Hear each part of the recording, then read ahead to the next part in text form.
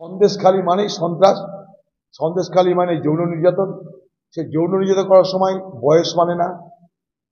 কি বলার কিছু ঘৃণা লাগছে নিজেকে এটা ভাবতে যে প্রতিদিন আমাদের সন্দেশখালী নিয়ে আলোচনা করতে হয়। কোন বাংলায় বসবাস করছি?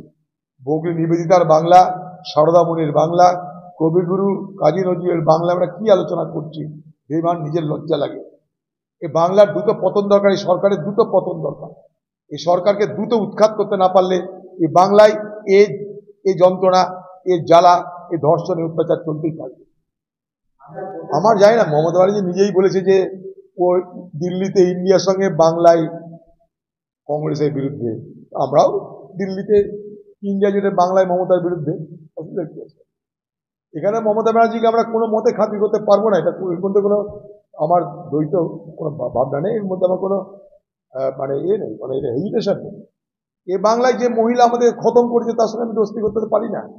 তাই মমতা যেমন বলছে দিল্লিতে আমি ইন্ডিয়া জুটে আছি, বাংলায় আমি সিপিএম আর এই কংগ্রেস আর সিপিএম এর বিরোধিতা করি। এই বাংলায় কংগ্রেস সিপিএমকে হত্যা করেছে আর দিল্লিতে ইন্ডিয়া জুটের সঙ্গে আছে, কথা মমতা বলছে। মমতা যদি বলতে পারে দিল্লিতে ইন্ডিয়া আর এ বাংলায় নো ইন্ডিয়া, তাহলে আমরাও একই কথা বলছি। আমি তো একই কথা বলছি, যে কি বলছে জানি না। এ বাংলায় মমতা ব্যানার্জির নেতৃত্বে কংগ্রেসকে খতম করা হয়েছে, একদিন নয়, বছরের পর বছর ধরে। এই মমতা ব্যানার্জি 2011 সালে কংগ্রেসের দয়ায়, কংগ্রেসের সহযোগিতায় ক্ষমতা আসার পরের দিন থেকে কংগ্রেসকে হত্যা করার অভিযানে নেমেছে। তাই কংগ্রেসের কর্মী হিসাবে, একজন ফুট সোলজার হিসাবে এই মমতা ব্যানার্জির সঙ্গে আমরা এই বাংলায় যেখানে প্রতিদিন অত্যাচারিত হচ্ছি, সেখানে কখনো আমরা তার দয়া নিতে পারি না। এখানে লড়াইটা নৈতিকতার, এখানে লড়াইটা আমাদের কংগ্রেস পার্টিকে রক্ষা করার, এখানে লড়াইটা অত্যাচারীর বিরুদ্ধে অত্যাচারিত মানুষের লড়াই।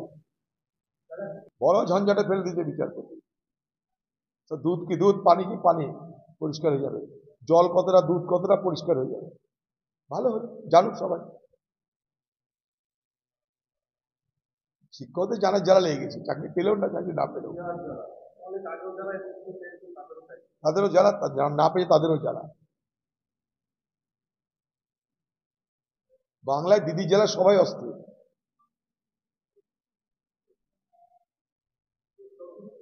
হ্যাঁ, কে কি বলছে কারোর জ্ঞান নিয়ে অদিত চৌধুরী চলেন। অদিত চৌধুরী নিজের বিবেক বুদ্ধি বিবেচনা দ্বারা পরিচালিত হয়, আর মানুষের দোয়া আশীর্বাদ নিয়ে সে তার রাজনৈতিক পুঁজি তৈরি করে। একটা প্রতিহিংসা রাজনীতি চলছে বলে আমি মনে করি।